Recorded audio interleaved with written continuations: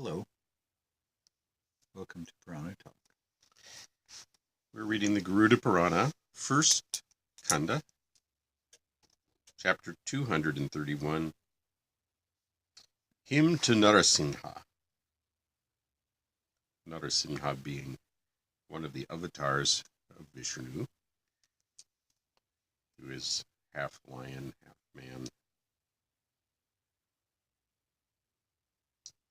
Suta said, O Shaunika, I shall now mention the hymn of prayer to Narasimha, sung by Shiva. Formerly, the mothers, the Matrigana, told Shankara thus. There's a footnote. Can't resist reading the footnote. It is to mothers known as Matrigana. These appear to have been originally the female energies of the great gods, as Brahmani of Brahma, Maheshwari of Shiva, Vaishnavi of Vishnu, Indrani or Indri of Indra. The number of them was 7 or 8 or 16, but in the later mythology they have increased out of number.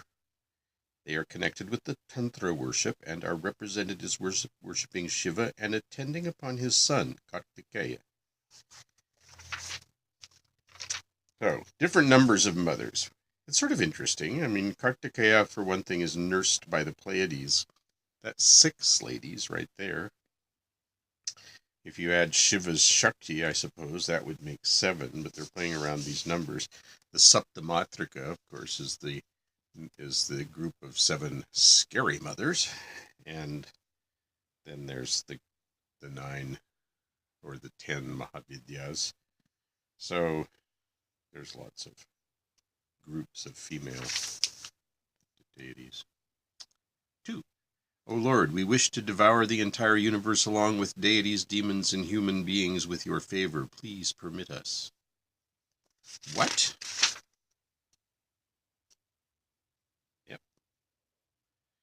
You didn't read the whole footnote either, did you? Yes, I did. Except for CDHM, page 206. Oh, okay. I read this part yesterday when we did the previous chapter. Very good. So Shaunika, I'll mention the hymn of prayer to Narasimha sung by Shiva. Formerly, the mothers told Shankara, Shiva, thus, O Lord, we wish to devour the entire universe along with deities, demons, and human beings with your favor. Please permit us. Oh, sure. Shankara said, certainly. Excuse me. It probably shouldn't be pronounced that way. Certainly, all these people are to be protected by you all. Hence, the ruthless mentality may soon be diverted. Funny way of talking. For, disregarding the advice thus tendered by Shankara, they began to devour the 3 worlds, inclusive of all mobile and immobile creatures, with impunity. Somebody along the line said, that should read impurity. No, it should not. It is impunity. It has to be impunity. Yeah, it's impunity. Pardon me, I've got schmutz on my glasses. Impurity is something else again. Yeah, definitely. Impunity, as meaning without punishment. When the 3 worlds are being thus eaten by the mothers, Lord Shiva meditated on the Lord in the form of Narasimha, the man-lion. Lord Shankara is... That's interesting. Yes, it's interesting. So, mamas want to eat the world. Shankara says, oh no, please don't do this. Nah, we're going to eat the world. And then when they started eating the world, Shiva decides, I'm going to meditate on the man-lion.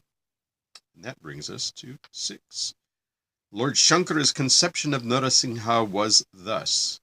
He has no beginning or death. He is the originator of all living beings. His tongue blazes like lightning. He has great curved teeth. The manes blaze like a garland.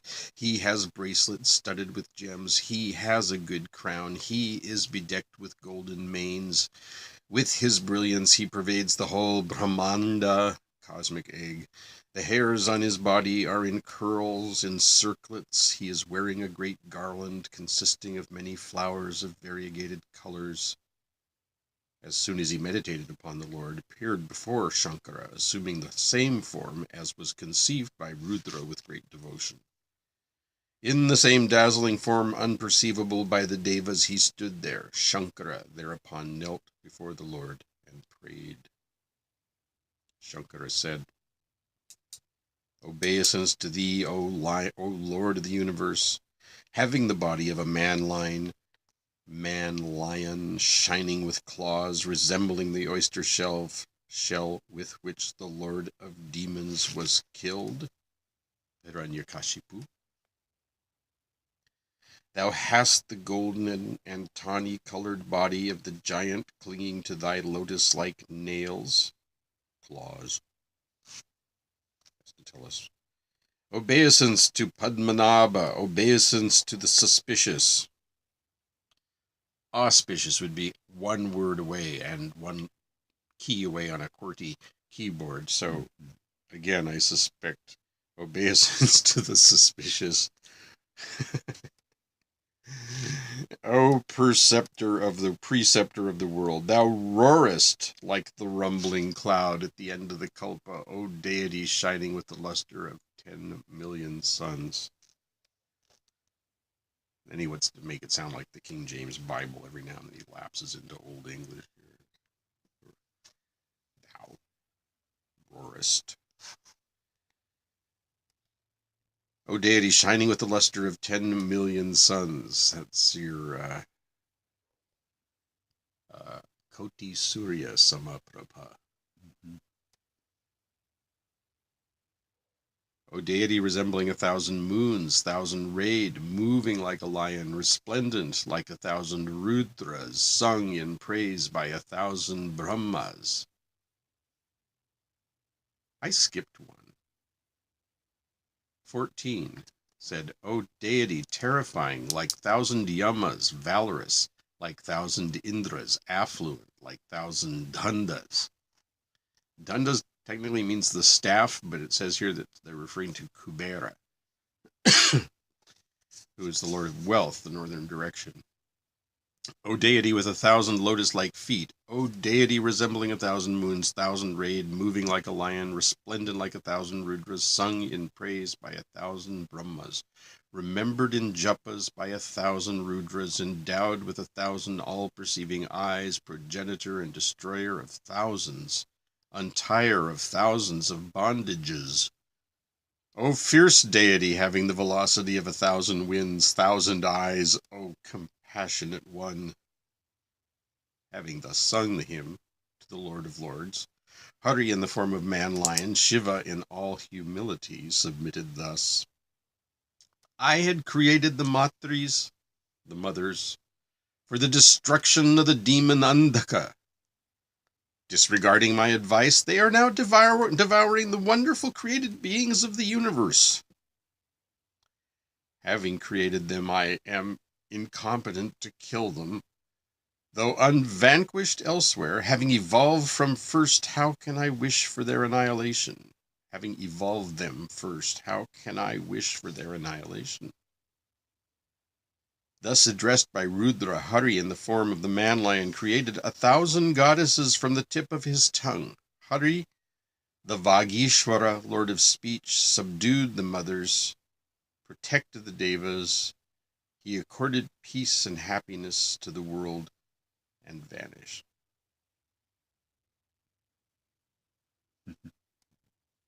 He who recites this Narasimha hymn in all purity and restraint of the sense organs shall be blessed with the realization of all his desires like Rudra. There is no doubt in this.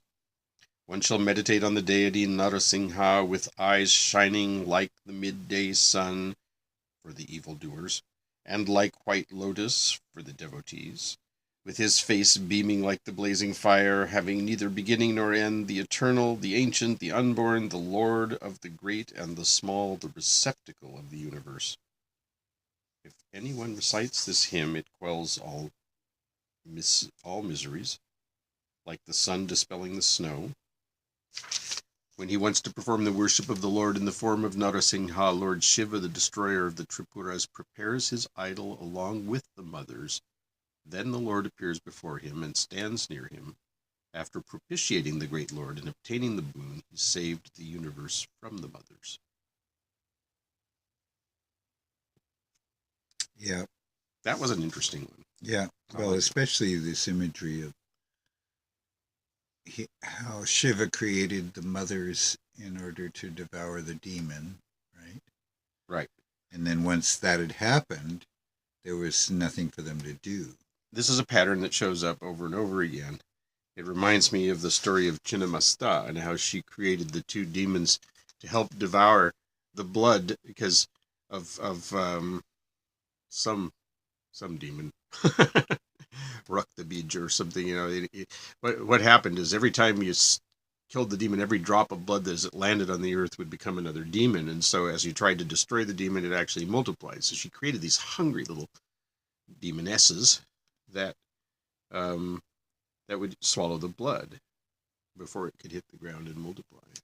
The only problem was that once the demon was defeated, as he was successfully by this device, they wanted more, and they were hungry. Yeah.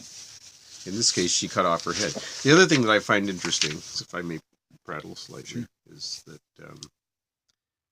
there's this notion often that when the gods get in trouble, they go to the goddesses for help, because the goddesses are Shakti, they are power.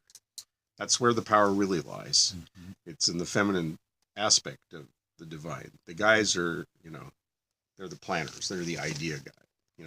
They think it up. The women make it happen. But the interesting thing is he's created the female, and then he goes to Vishnu. It sort of inverts the thing. He's already created the females, and they're more powerful than he is. He's powerless to defeat his own creation. So he goes At least in that way. So he goes outside of his own sect, his own cult. Hinduism is kind of broadly either Shaivite or Vaishnavite. It's a slight overgeneralization, but well, that's what's different about this text than most of the Puranas we've read. It's not one or the other. It is ostensibly one, and every now and then reminds us. And in this chapter, it reminds us because who's the top guy? Vishnu. Shiva goes to Vishnu. Help me. But Shiva's in it, and Shiva's never really put down exactly. No, he just says, I can't, I created these. I can't bear to take them out. Yeah, and as my creation, how can I be expected to destroy them? It's like your children or something, too. So apparently Vishnu doesn't have this compunction. Well, they're not his. Shiva created them, right? Well, but yeah, I know. It's all Vishnu. And on that problematic ideas, yes. Mm-hmm. It's if you take anything far enough, it starts flipping over and becoming the other side of it. Interesting.